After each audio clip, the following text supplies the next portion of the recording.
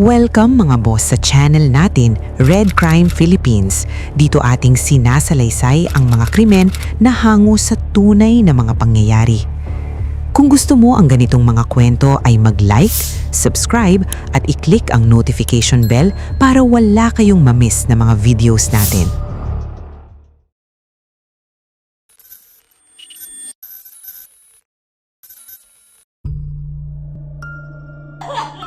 Nagulantang ang buong Naga City dahil sa brutal na krimen sinapit ng magkapatid na Divina Gracia Sisters. Pinatay ang magkapatid at ang suspek ay mismong kasintahan ng kapatid na panganay. Paano humantong sa ganitong pangyayari? Panoorin ang buong kwento. Ang Naga City ay isa sa mga pinakaunlad, makasaysayan at relihiyosong lungsod sa Timog Luzon. Madalas itong tawaging Heart of Bicol dahil sa mahalagang papel nito sa kultura, ekonomiya, edukasyon at pananampalataya ng rehiyon. Isa sa pinakatanyag na ipinagmamalaki ng Naga City ay ang Peña Francia Festival, ang pinakamalaking Marian devotion sa buong Asia. Taon-taon, milyon-milyong deboto ang dumadayo upang makiisa sa prosesyon ng ina ng Peña Francia, lalo na sa makasaysayang fluvial procession sa Naga River. Ang pistang ito ay hindi lamang relihiyoso, kundi isa ring makulay na selebrasyon ng pagkakaisa at pananampalataya ng mga Bicolano. Kilala rin ang Naga City sa kanilang famous na Bicol Express na pagkain, kung saan hinaluan ito ng gata at sili para makabuo ng masarap at maanghang na pagkain. Ngunit tulad din sa pagkaon na ito, may maanghang at nakakagimbal na naganap mismo sa lugar ng Naga City.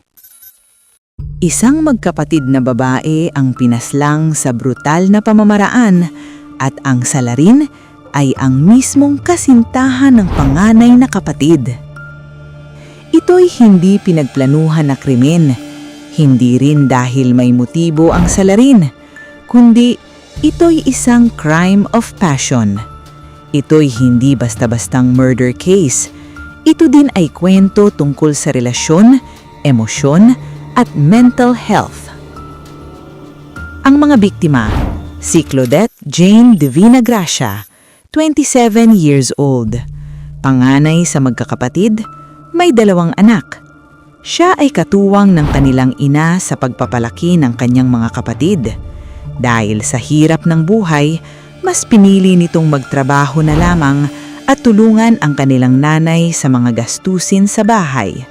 Siya ay nagtatrabaho sa isang handmade craft shop sa loob ng mall sa San Fernando, Camarines Sur.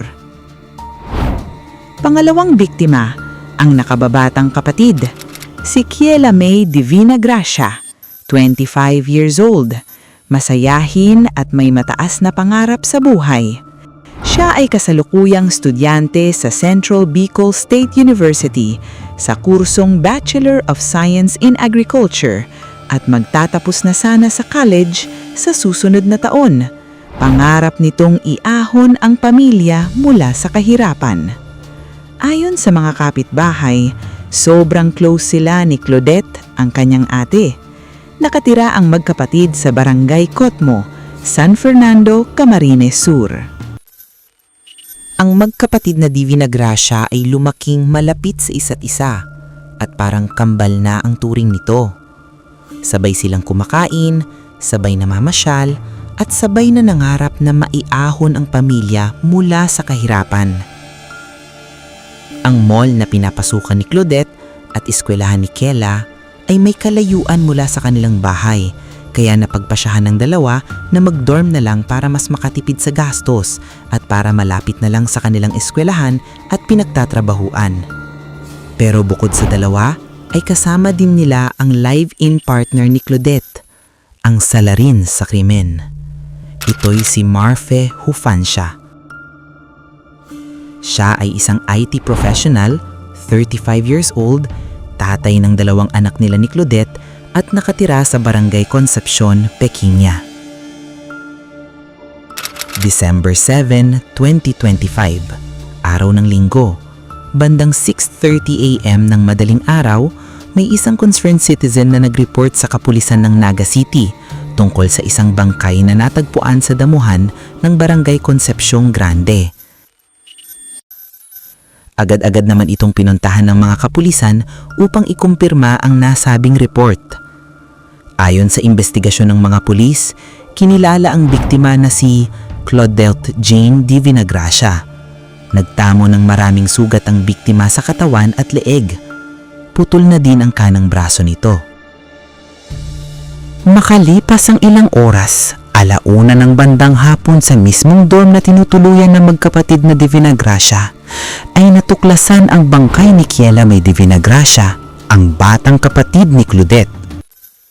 Ayon sa mga pulis, ang katawan ni Kiela ay binalot sa kumot at ginapo sa kable at may saksak ng kutsilyo ang dibdib ni Kayla. Dahil sa pangyayari, ipinaalam ng mga kapulisan ang sinapit ng magkapatid sa kanyang pamilya.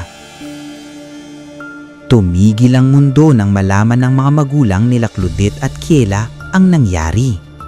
Humagulhol sa iyakan ang ina.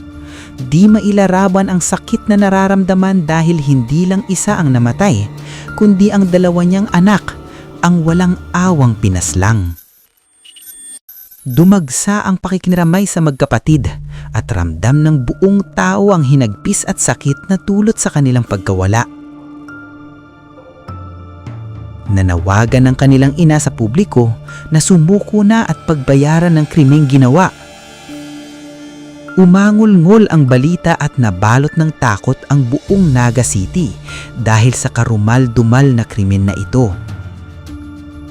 Sa pagpapatuloy ng investigasyon, hinanap ng mga pulis ang kasintahan ni Claudette, si Murphy, upang kunan ng salaysay sa nangyari pero hindi na ito mahagilap. Hinanap ng buong kapulisan si Murphy sa buong Naga City pero bigo pa din ito. Kinabukasan, lumutang ang ate ni Murphy at nag-report sa kapulisan tungkol sa inamin ng kanyang kapatid at ito ang nilalaman ng chat message ni Murphy sa kanyang ate. Ate, sorry sa lahat. Siguro pag nabasa mo ito ay wala na ako. May mabigat ako na kasalanang nagawa. Napatay ko si Jean at kapatid niya. Sa sobrang galit ko kaya nagawa ko iyon. Di ko na kinaya ang depression, anxiety at stress. Maghihiwalay na kami sana ni Jane but still ayaw niya na talaga. Nagawa ko lahat iyon dahil ayaw kong mawala sila sa akin. Sobrang selfish ko. Alam ko walang kapatawaran ang ginawa ko. Mahal ko kayo ate. Ate, kayo na bahala kila ate Mariel, Ella at Biboy. Malamang si Sean at Scott kukunin niya ng pamilya ni Jane. Pahingi ako ng tawad kila papa at saka mama ate. Hindi ako naging mabuting anak para sa kanila. Palagi akong nagiging pabigat sa pamilya. Sinubukan kong lumapit sa Diyos pero talagang ito ang naging tadhana ng buhay ko. Di ko kinaya ang depression, stress at anxiety. Nagulat ang kapulisan sa revelasyon na ito at ginawang person of interest si Murphy sa krimen. Sa pagpapatuloy ng investigasyon, sabi ng mga kapitbahay na bago nangyari ang krimen ay nag-away ang magkasintahan sa kanilang dorm kagabihan. May na-recover ang mga pulis sa isang CCTV footage kung saan maririnig na nagsisigaw si Claudette mga bandang 11:00 ng gabi. Bakas sa tinig ni Claudette ang takot habang binabanggit niya ang pangalan ni Murphy.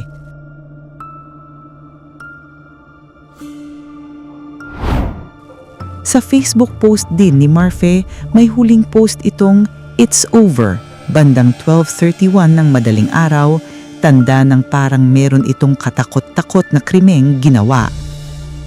Sa pahayag ng mga pulis, sigurado na sila na ang suspect ay ang live-in partner ni Claudette, si Murphy Hufancia.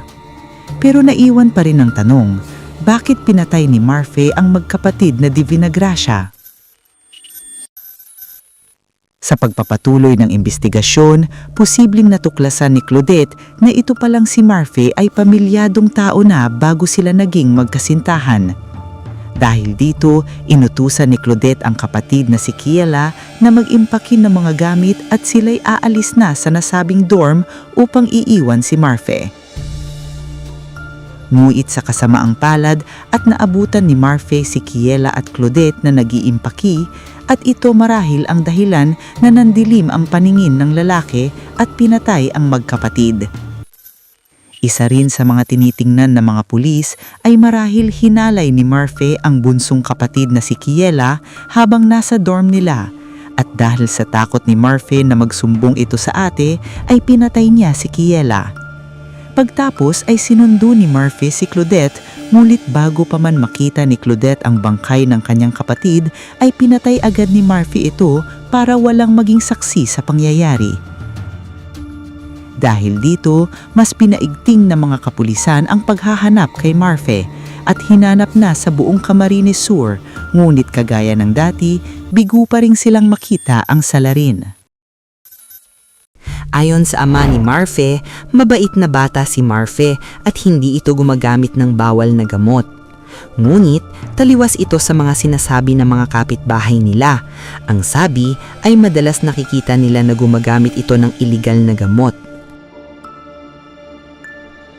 Kinalaunan, 2 araw mula sa pagkamatay ng Divina Gracia Sisters, December 10, 2025, araw ng Miyerkules, may bangkay na lumutang sa baybayin ng Barangay Castillo, Cabusao, Camarines Sur, ngulit mahirap itong kilalanin dahil sa naagnas na ang bangkay.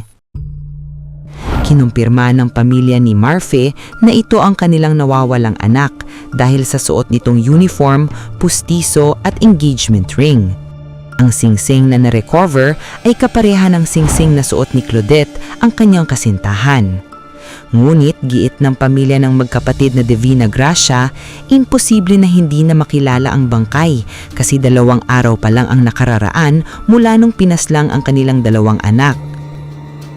Ayon sa unang imbestigasyon ng mga pulis, wala naman daw senyales ng foul play dito.